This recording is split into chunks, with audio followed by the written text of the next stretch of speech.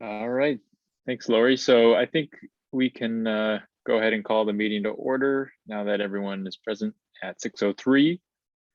I think we'll go ahead and do a quick roll call. Thank you, Eric. Lisa Butler. She is here and muted. Chris Lawson, or excuse me, Chris Barron. I'm here. Chair Eric Lawson. Present. And your members Gabe Martinez and Jacqueline Hunt are excused this evening, and your ex officio tonight is Councilor Russ Sheldon. Present. Thank you, Russ. You're welcome. Thanks for being here, Russ. I don't think we have too much from the last meeting really to go over, so I was just going to flip over really quick. We obviously nominated the new chair and myself. We're going to elect the vice chair this evening so that we can round out the cabinet. We're going to take a look at a few other things, but from last month, excuse me, we kind of went through some of our unfinished business of the EOA updates, downtown plan, the roadmap, etc. And we also discussed some opportunities going forward, which we will obviously keep talking about this evening. So does anyone have any questions or anything they want to clarify on the minutes before we move forward? No, go ahead and make a motion to approve the minutes. I second. Excellent. Can keep moving right along then to nominating and electing Eric, our. We Eric, gotta Point of approve order, them. you need to just say all those in favor, because that will include you speaking up. All And then those any opposed. in favor? Aye. I Aye. All those opposed? Thank you. No problem. Go easy on me, it's my first time. Oh, you Got it. betcha. I'm not one of those hardcore ones, so. you were doing a great job, Eric. You have to Thanks. speak only in Old English. Right. Oh, boy. Then speak slow so I can take notes and try to understand it. All right, perfect. Well, we can go ahead and move forward with nominating and electing a vice chair here with Gabe and Jackie not present. I think, Lisa, you had mentioned you were open to vacating the position. I am. Okay. Yes, and I would be happy to nominate Chris, which is, I think, the direction we were going last month. I think so as well. Chris, do you have any opposition to that? No, none whatsoever. I'm happy to serve. Okay. Great. Yep. Question. Just quick comment. So one thing has changed since we last met with Chris. And if anybody had any concern about the fact that Chris is a resident on the committee, but he also was helping the city with financial business at the bank that we use, he has actually moved to work at a different bank, so he no longer handles North Plains business. So if there was any concern about any of that being an issue, it's no longer an issue. So I just want to get that out there. Yes, I am no longer officially attached to the city as the relationship manager. Perfect. Thanks, Bill. I'm sure that move was just so you could be vice chair here, wasn't it? Huh? That was exactly it. Yeah. No, it allowed for more opportunity to spend more time with my wife and daughter. So that was kind of the big goal there, was to get into a role that allowed me to do what I love at work, but then also come home at the end of the day or spend more time volunteering and spending more time with the family. Excellent. Congratulations. Thank you. So Lori, can I motion to nominate, or does it need to be? So Lisa nominated, Mhm. and you can I can second. second. Okay. Since there's no one else. And then again, you do the vote, and Chris, you can vote for yourself, dude, just go for it. All Or right. if if you're not ready, you can say no. But anyway, that's it in a nutshell. Okay. So I guess I second the motion, as well as all those in favor of appointing Chris as vice chair. I, Aye. All those opposed? All right. Done deal. Thank you all. and thank you, Chris. My pleasure. All right, we can kind of get into the thick of it here of some of the new business. Bill and I put together the agenda pretty quickly. It's fairly light in terms of number of items we want to cover, but it's some good jumping off points, and I think a good foundation for us to speak to a few things, as well as over the course of the next few months, we can kind of build off of them, because they're pretty general, yet kind of tangible action items we can look at. That's one of the things we talked about last month, and one thing I want to focus on over the next couple months at least is just some action items we can bring back every month that we can build upon. We obviously, during the pandemic, weren't able to get much momentum going in a lot of areas, other than, mostly staying up to date on some ongoing. So under the opportunities area of the agenda, Lisa, you made a good point last month about volunteering opportunities. And so I figure, and kind of taking a step back, I do want to utilize our Google Drive. So Chris, we started just a shared drive where we can upload documents, submit notes, things of that nature. I think it would be a good opportunity to use that same drive, maybe a working document where we can start compiling a list of volunteer opportunities, for example. Lisa, did you have any in particular off the top of your head that you wanted to focus on? No, and in fact, it seems like Gabe and other, like Andy, were Bill and Lori are way more in the know than I ever was. But it was great to do things like Bill and my partner and I, we volunteered for the Garlic Festival last year, things like that. Mm-hmm. So just things like that when we have community events to get organized and pitch in a hand. I did look into, so I spoke with I think he's the assistant district governor of Rotary, so for the area. So I'm a member of the Forest Grove Club, but that doesn't really work for me anymore. I don't work in Forest Grove. I live in North Plains, so it doesn't make sense for me to continue my membership as part of that club. So I did reach out to him and talked about what it would take to create a chapter in North Plains. So we would need 15 members is the minimum. So it's a 15 member minimum membership. My thoughts on it is, I know a lot of folks like myself live in North Plains, but then we leave and we go to work maybe in Hillsborough or other areas around. So thinking about what makes the most sense for a club, a lunch club doesn't make sense, just because I don't see a lot of people being able to drive back to North Plains for lunch and then drive back to wherever they're working from.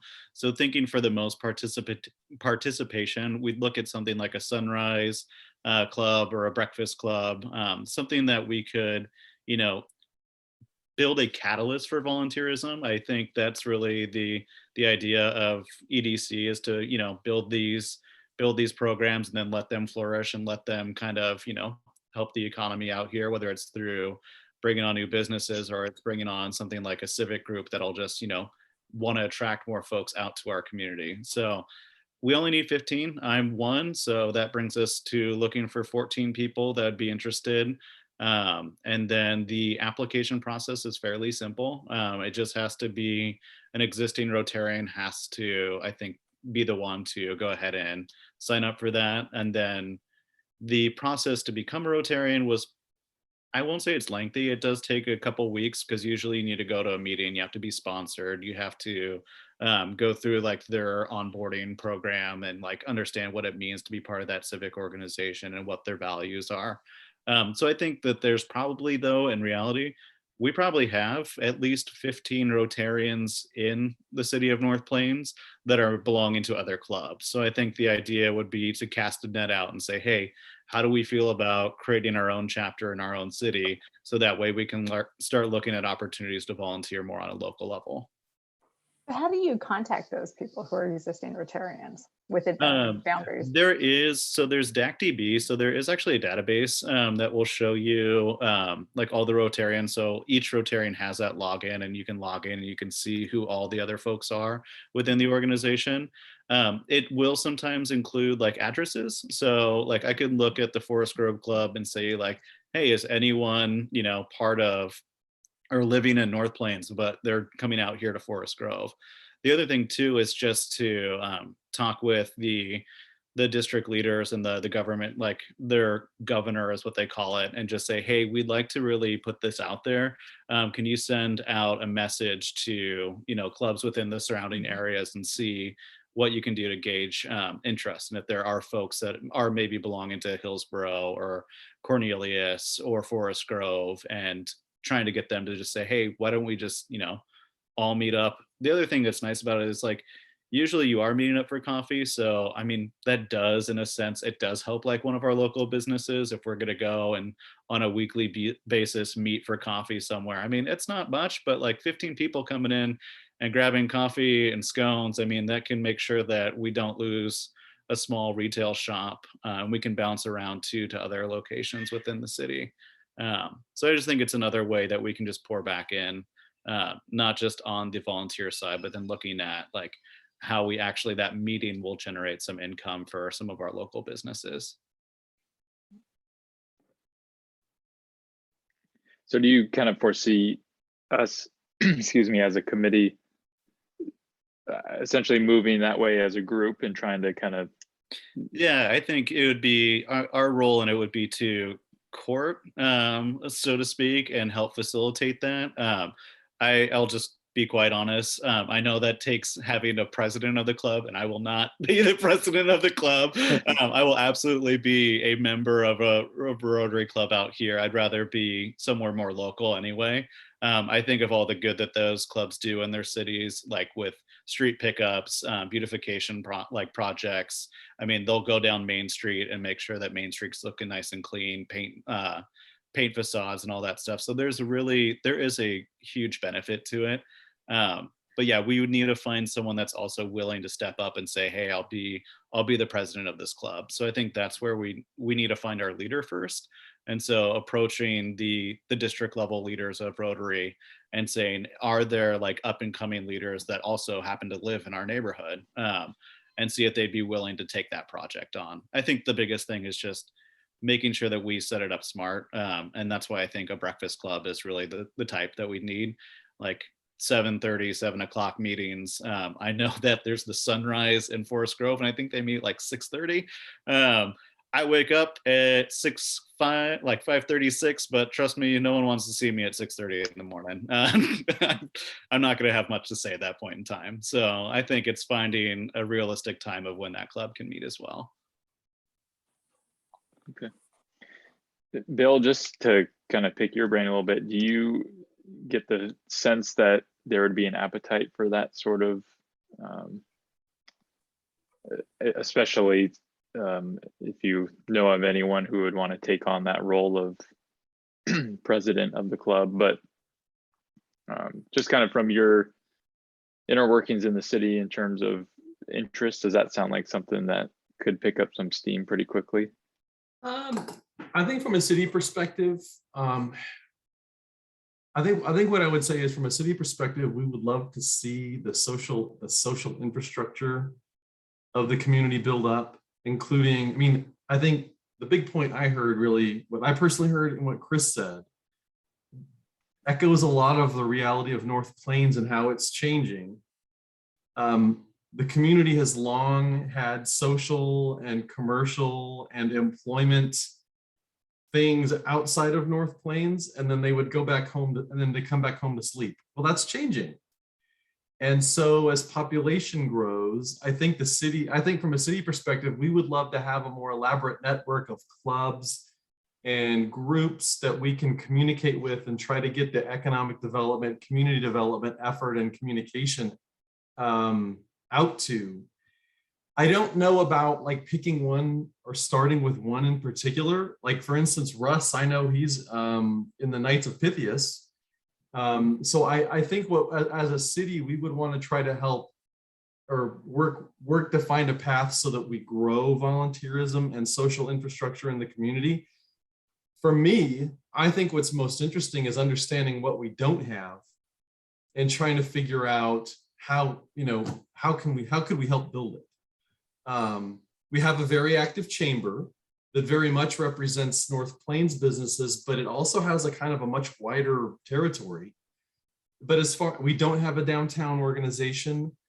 We have a lot of Intel employees and others who are from other countries. And in other communities, there are frequently kind of neighborhood or kind of groups based on cultural ties that people who are there because of Intel, but there's just a lot of kind of social infrastructure we don't have. And I think seeing that develop in general would be a very positive thing.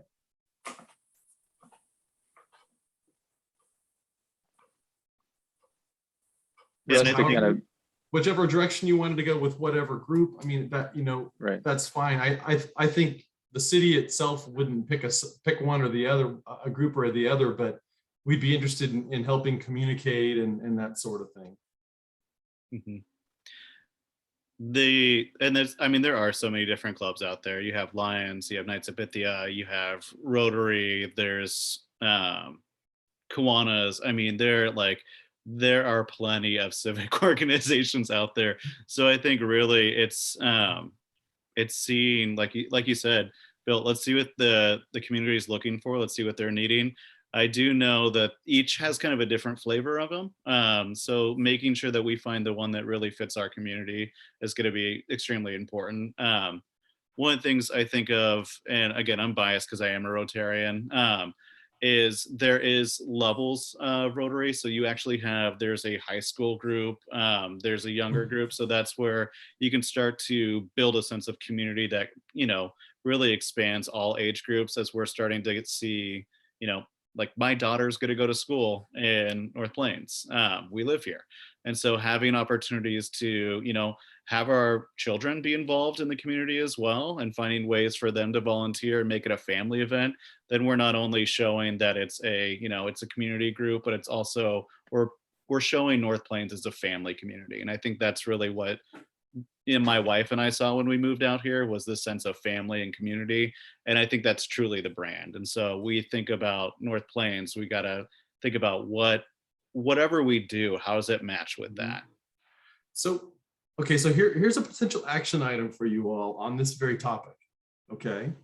Coming up. So April 12th, mark your calendars, 5 to 7 p.m. And Lisa gets to talk about the downtown plan update a little bit soon, but we have landed on date certain and location certain, the second community workshop, which will be in person this time. It'll be after mask mandates will be gone. And so we have an indoor and joint outdoor location in downtown to have the community workshop. There are going to be 5 to 7 tables with different consultants talking about and presenting information to get community input on what should the downtown streetscape look like. What do you think about reusing this property in a certain way? Do you think that's a good idea? Those kinds of questions. It's going to be in the easternmost of the the 3 storage buildings that have the murals on them downtown. Okay, the easternmost one has a woodworking workshop in there, and the business owner inside is going to host most of the tables. And then on the parking lot outside, owned by Dan Van Dyke, he owns both of those buildings, but in the parking lot will be some of our outdoor tables. And what I'm proposing to you all is potentially on that evening, 5 to 7, host a table or half a table as the EDC, and get community input potentially on what kind of volunteer opportunities would you like North Plains to have. So just an idea and an option. No, I think I it's love it. Great idea. And then you get some visibility. What I was kind of hoping to get out of this with Eric, including this conversation, is the EDC needs more visibility. Mhm. Because, you know, with the EOA and an ECDEV strategy potentially and everything that's happening, as a body, you know, you want how you've deliberated and what you recommend to city council as a good thing to do. You want all of that to be a bit more visible. So I think maybe the downtown workshop, having a booth or having part of a table as part of it wouldn't be a bad thing.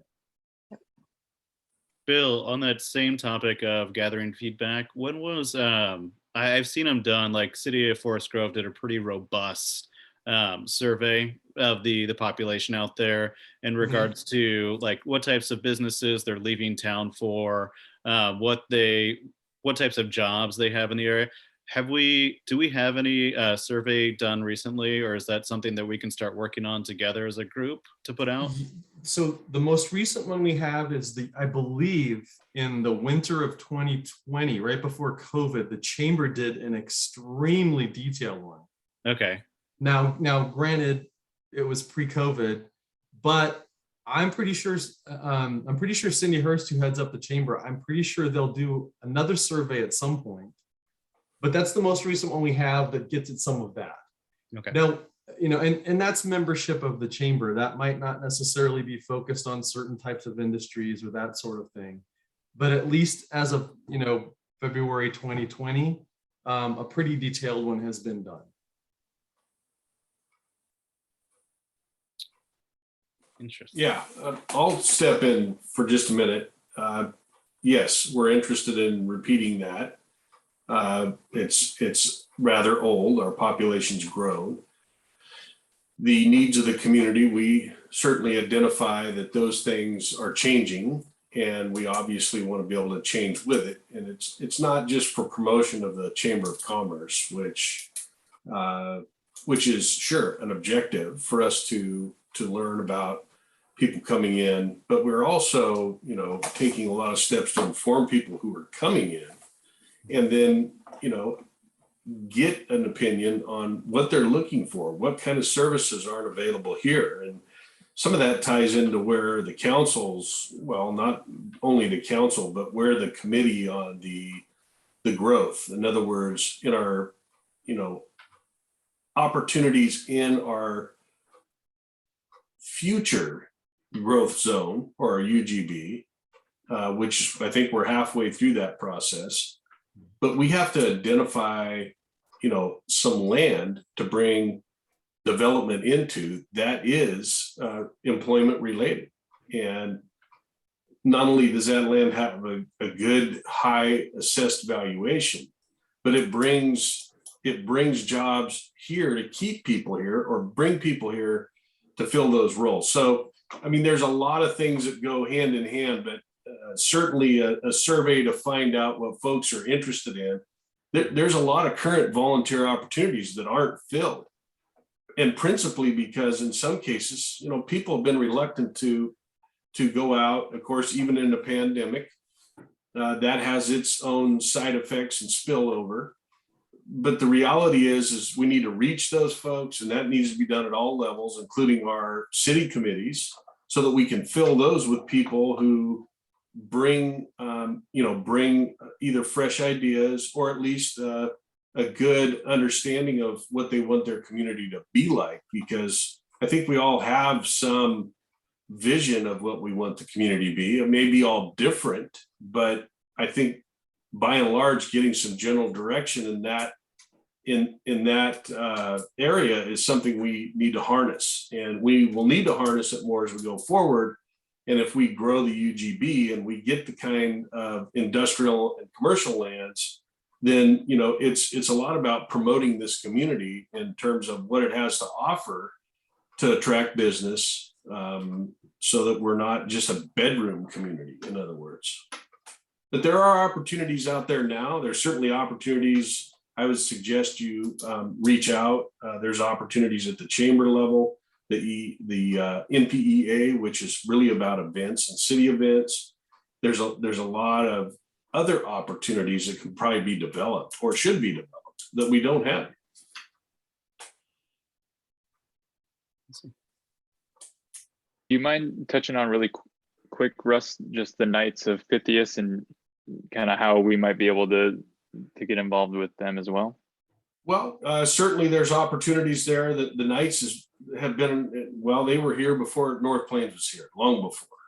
They were originated in Glencoe in 1884. So it's one of the oldest charters in the state, obviously, because we're close to we're in the proximity of Portland.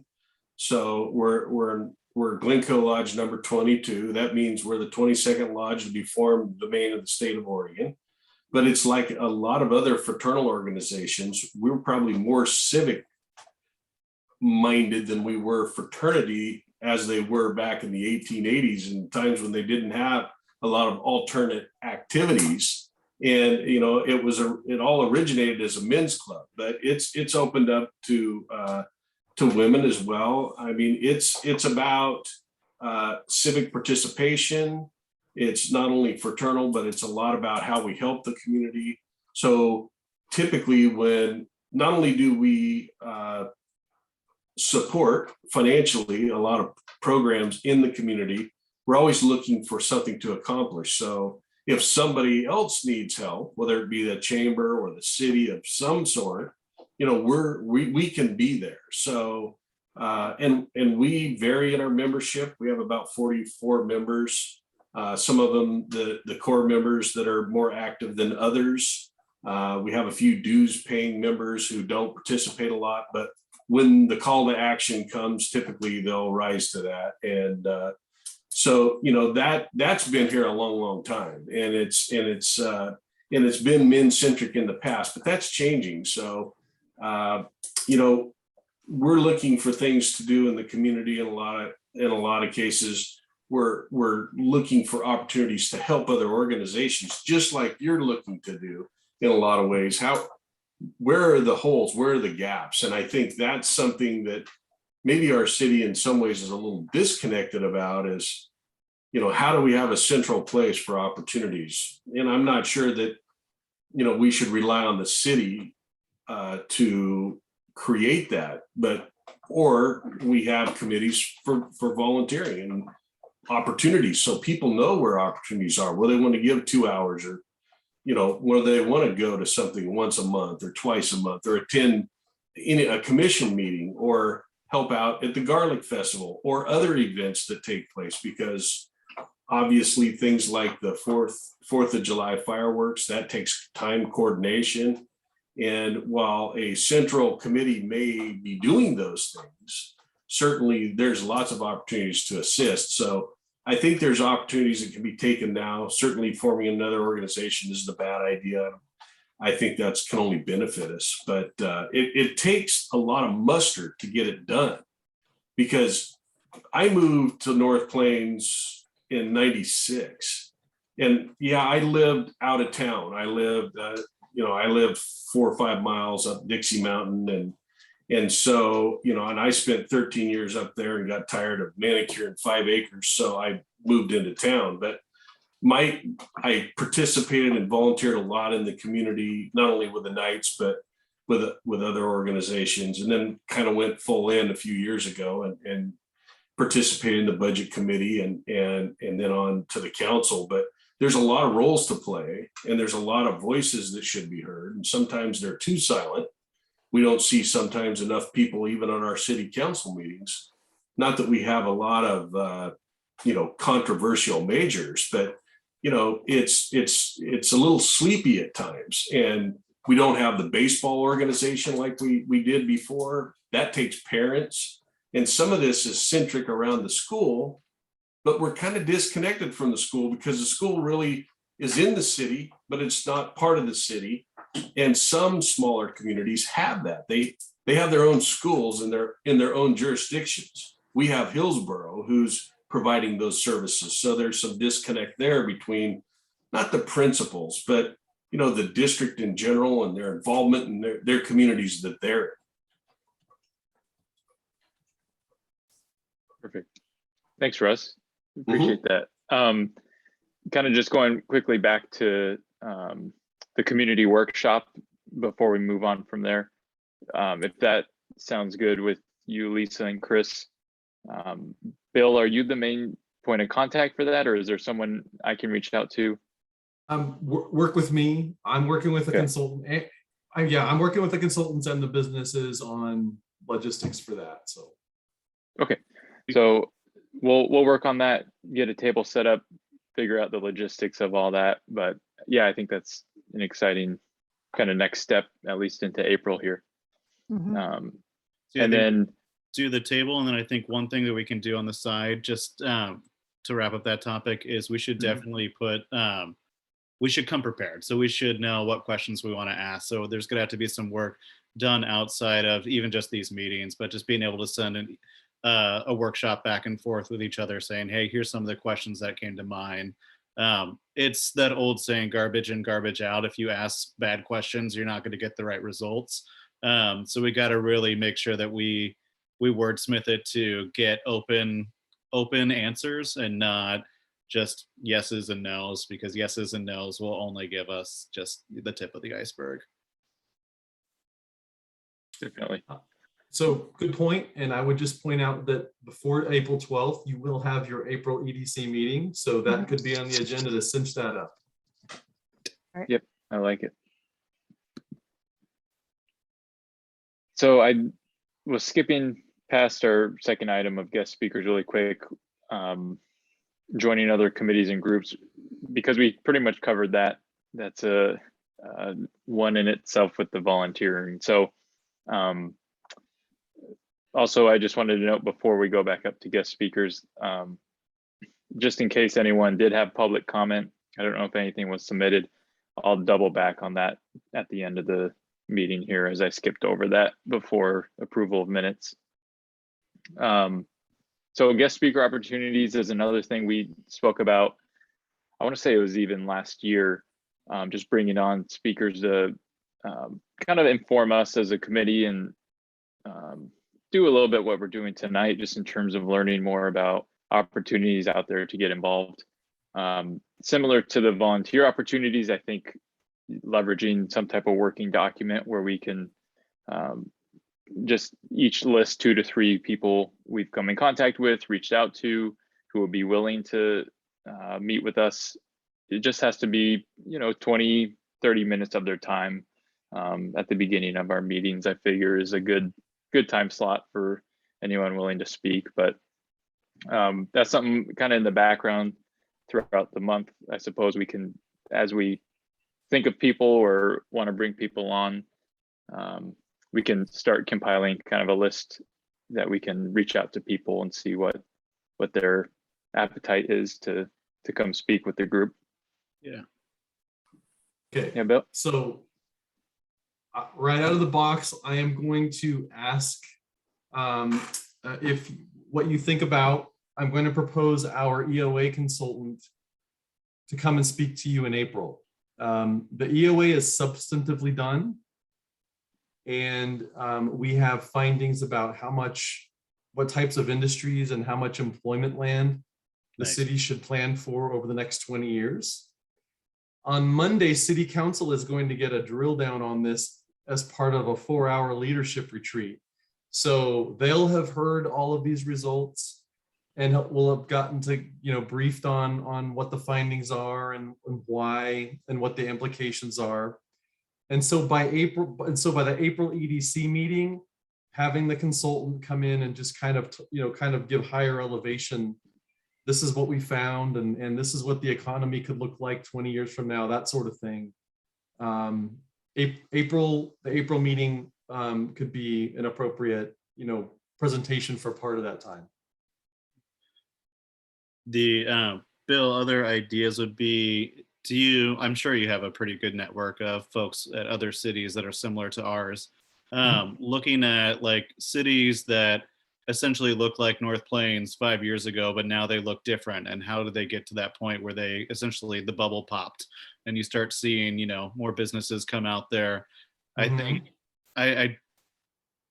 would not say Forest Grove. I don't feel like it's really centered around a university, so that doesn't look like us. But maybe places like Carlton, maybe places like, I mean, I'm just spitballing here, but having folks from either their EDC or if they have a EDC staff person within the city, kind of what it was they did to get to that point where they started attracting more businesses and more jobs and really made it more of a, but like you said, we don't want to be the bedroom community. Like I would like to on Friday night be able to go out. Like, yes, I can go out and walk up and down Commercial Street and go to a few Mhm. places, but I'd like to see it a little bit more lively. I'd like to see a little bit more stuff to do. I know my wife keeps saying, I'm so excited for a grocery store to come in. I'll just walk with our daughter when that day comes and we'll just pick some stuff up. So, but looking at cities that were very similar to us, and if you can think of some that come to mind, and then maybe come back to the group and give us a few names that we can call and reach out to and see if they'd be willing to come speak at our meetings. Mhm. But I think truly like those, I always, I mean, I do it in business too. I go to the people that have done it before me. Not a lot has changed. Yes, we have new tools at our disposal, but guess what? Business is still business. And so you go to the folks that have walked the path a little bit before you and you just ask for their guidance. And I think we have quite a few of those communities within Oregon alone that we can reach out to and just say, hey, what did you guys do? How did you get to a point where you weren't a bedroom community, where you were vibrant? You know, people were driving to your area to go to work, and maybe they left to go somewhere else at the end of the day. But how can we get to that point? Okay. But yeah, if you Yeah. know any folks in other cities similar to ours, and if you could get us a list, I would love to start making some calls and see if we can get some guest speakers to come and give us, you know, Mhm. the 30,000 foot level of what their EDC did and what their city council did and how we can get to that point where we can grow. Sure. Okay. Yep. That would be great. I'd be happy to do that. One thing to know is the different EDC members, when we were kind of spending time before the downtown plan, we got the grant and we were looking at what does urban renewal do and how could it, you know, change downtown.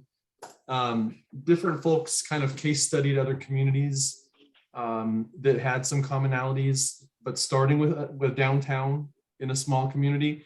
So I think somebody looked at Carlton, somebody looked at Estacada. So Okay. from that experience, I think we already have maybe one or two, with an emphasis on communities outside the Portland Metro UGB. I mean, North Plains is a little unique in its size, but being so close to Hillsborough and Yeah. Intel and just suddenly the growth pressure.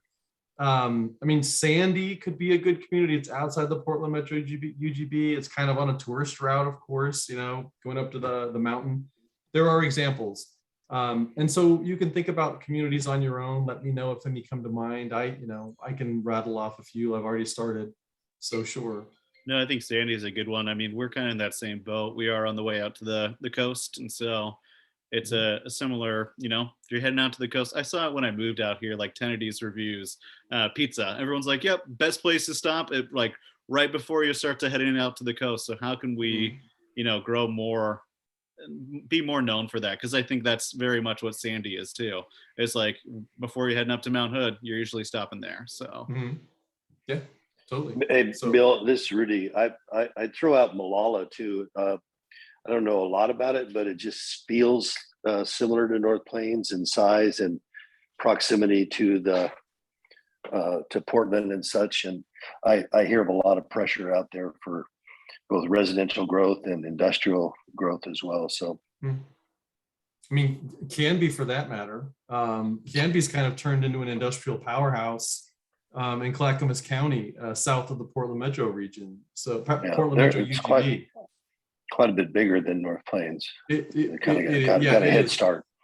Yeah, definitely. But in the last 10 years, they've really kind of turned it around and been very aggressive. So, you know, there might be some lessons there too. So, Yeah. Thank you, Rudy. No, that's a great suggestion. Malala, that's a good suggestion. Thank you.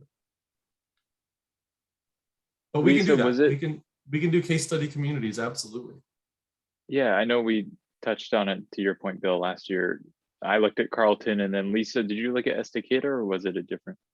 Okay, it was Estacada. Okay. So yeah, I think that's a a great list so far. Perfect. I think that pretty much covers what we wanted to get into for new business. Any other questions or points anyone wanted to make on volunteering groups? Um, I raise a point. One thing I think that should happen, I know that's something that the chamber had planned and has put off, and largely because of the pandemic, something we wanted to do was once really the EDC basically got its footing, we wanted to basically share an outreach with our business community. And the purpose isn't to find membership. The purpose is to poll our membership, much like you would in a survey. Surveys, it was targeted to a lot of non-member businesses, and we're not just interested in membership. Like I said, we're interested in developing a few key questions, not many, targeting 20 businesses and sending people out. And we pretty much got a structure for that. We pretty much have the businesses we want to target and the questions we want to ask those businesses. It would be something where we make contact with those folks ahead of time to make sure they're willing to spend 20 minutes with us. And we'd send a team of 3 people out, and maybe, my thoughts originally were that we send a representative of the city in some fashion. And that could be a council person, could be an EDC person, and a representative of the chamber, basically just to sit down with them and just give us some answers to 3 or 4 questions and get that feedback, and then bring it back and see what that formulates. And I think that's something that could be done soon. And probably once we're out, we're going to be past the mask mandate soon, but my thoughts sometime in the next 6 months might be a good exercise. Definitely. I think that kind of goes into our last point here, which is our outward voice as a committee. One idea Bill and I kind of bounced around with was a community newsletter of some sort. So being able to somehow communicate, give really just some visibility, like we've been speaking to our committee, what we do, what we're hoping to achieve. A lot of that I think could be achieved in just a pretty simple, 1 to 2 paragraph newsletter, whether it's monthly or quarterly, what have you. Yeah, go ahead. yes, I was just gonna say, so we have the e-newsletter that goes out to residents, and then we have what goes into their water bill. That's what I was going to ask. So My wife got a water bill and I don't get it. So yeah, and for special things, the Garbarinos do put information or out with the garbage bill. They've been wonderful about that with the downtown plan for different notices. That's a tertiary thing, but there's opportunity to just once every few months or however often, just kind of have a blurb. And our communications consultant, Corinne, she's always looking for content to go into communication. So, maybe there's opportunity there and through those venues. is the water bill, I know the water bill is monthly. Is the newsletter in it monthly too, or is it kind of as needed? It's monthly. Yeah, and Go it's ahead. also, you can get it online. You can get all of it. You can look at all of them past forever on the city's webpage. So yeah, it's available if you don't ever see your water bill, you can still see the newsletter. Everything's you set up on auto except for that one, and my wife just goes and grabs it and pays it and then puts it in the recycling. Right. Well, you can go to the website and sign up for it, and it'll go right into your whichever inbox you want it to go to. Very good. As the finance director, thank you all for paying your water bills.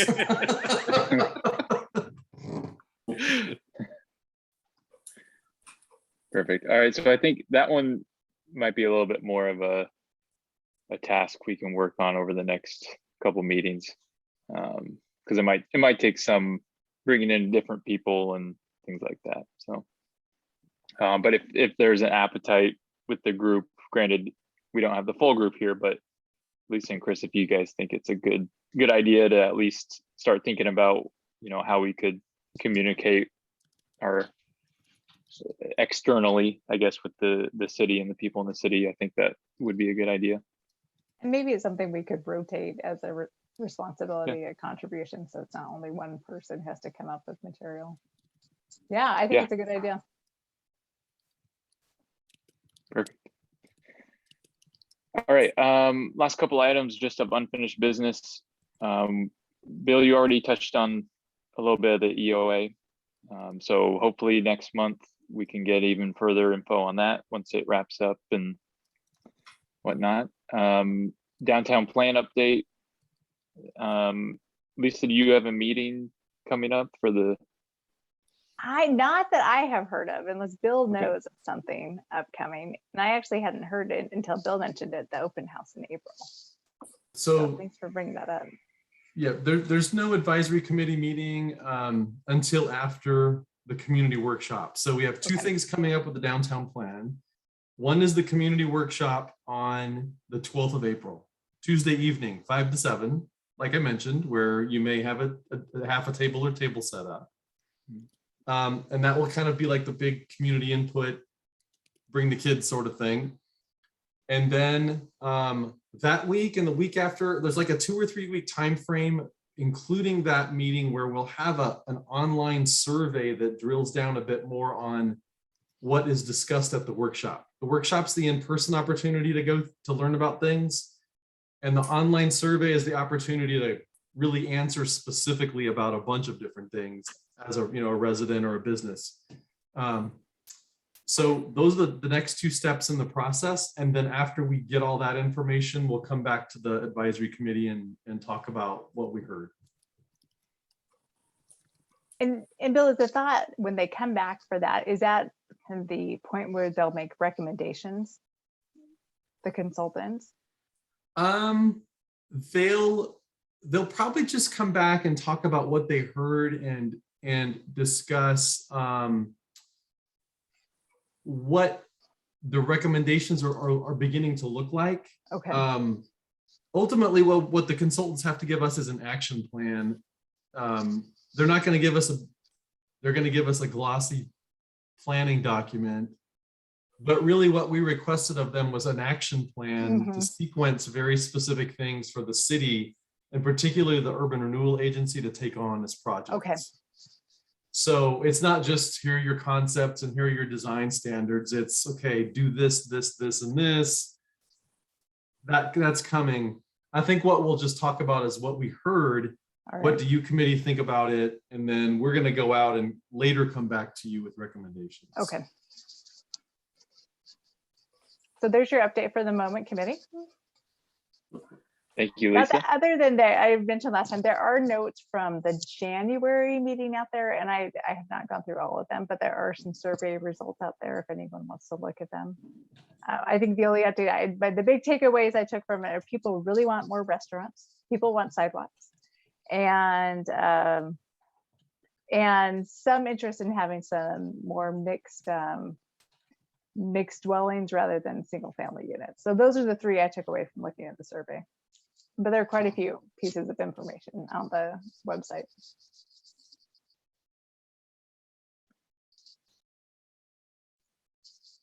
Excellent.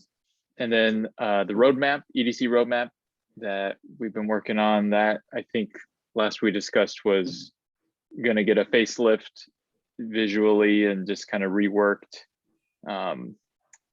by our design team. And then from there, I think we'll be able to share it out and fine tune it a little bit more. Yeah, and the timing's really good because again, Monday will be our 4-hour or so city council retreat. And I think economic development will be very definitely a topic.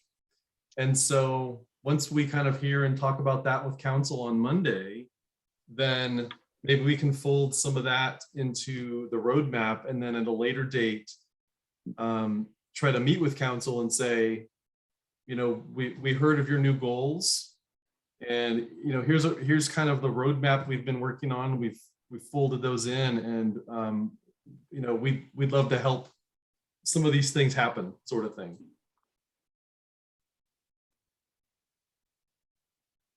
Excellent. I like that idea. Okay, real quick, I just want to jump back up since I skipped over public comment. If there was any, I don't think there was any public comment submitted ahead of time, Lori. There was nothing submitted prior to the meeting, and I'm not sure.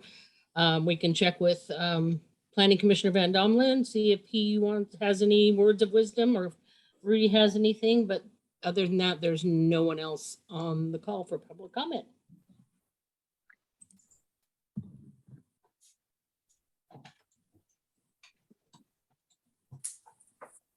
Crickets. All righty. Any other items we wanted to discuss, touch base on before we call it an evening? All right, Bill, I always have to ask, any updates on the Glencoe opportunity area? Yes. So yeah, so they we had a meeting with them on February 15th, and they, as part of our agreement with them, they had to kind of provide some more information and kind of guarantee assure their interest in the project. They've added about 11,000 square feet of space to the plan, at least one more restaurant. They've changed things a little bit in terms of layout, not much. The hardware garden center has gone up in size by about 4,000 or 5,000 square feet. It's gotten a good bit bigger. They're completed. They will be actually tomorrow. They will be completing their own survey of the property, and they have a new updated schedule. So they're moving right along with it. They're just kind of doing their due diligence on it right now. All right, progress. That's great.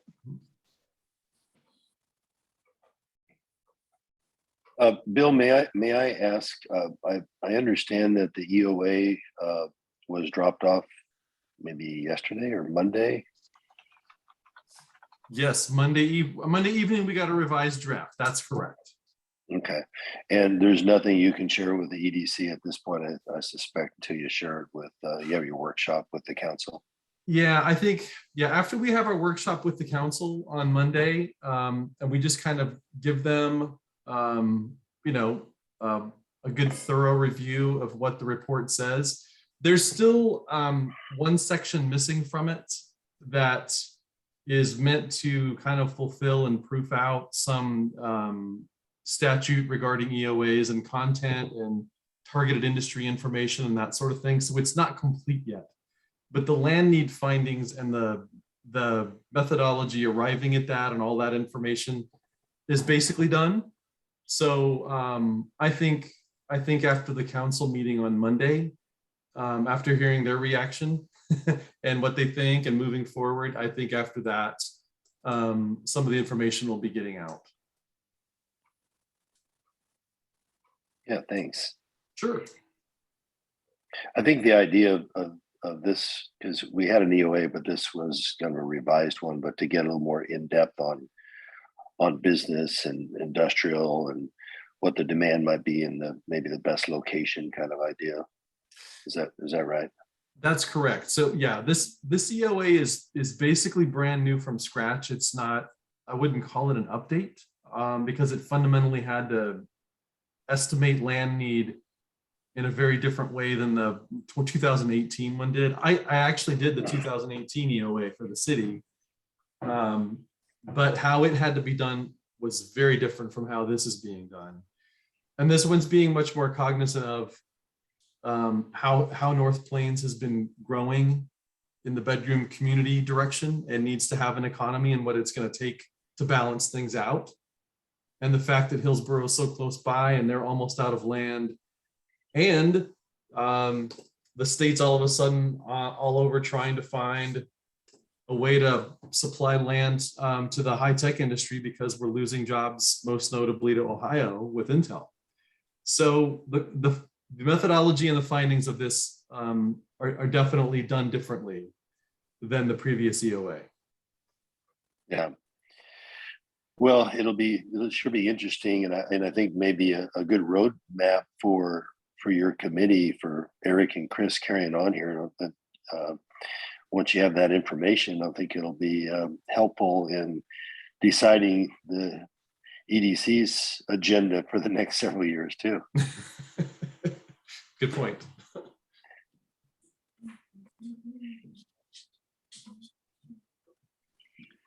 Well, I commend all of you, your volunteers. I appreciate you letting me drop in tonight. I'll try to attend more. We all have vested interests in the future and the success of business and economic growth in North Plains. So thank you for letting me drop by. Absolutely. Anytime, Rudy. Thanks for joining. And also Commissioner Van Domelen, thank you for joining. And Russ, as always, thank you for joining us as well. Mhm. If everyone is all set, no other topics to cover, I think we can go ahead and adjourn the meeting here 2 minutes early. How's that for the chair, huh? Good job on your first day. Good first meeting, yep. That is a Well done. spectacular first time, Eric. Yeah, do I need a motion to adjourn or any of that? No, you do not. You're good. Awesome. You're good. All right. Have a good evening, everybody. Thanks, All right. everyone. Thanks, everyone. Thanks, everyone. Good night. All right. Good night. Bye-bye.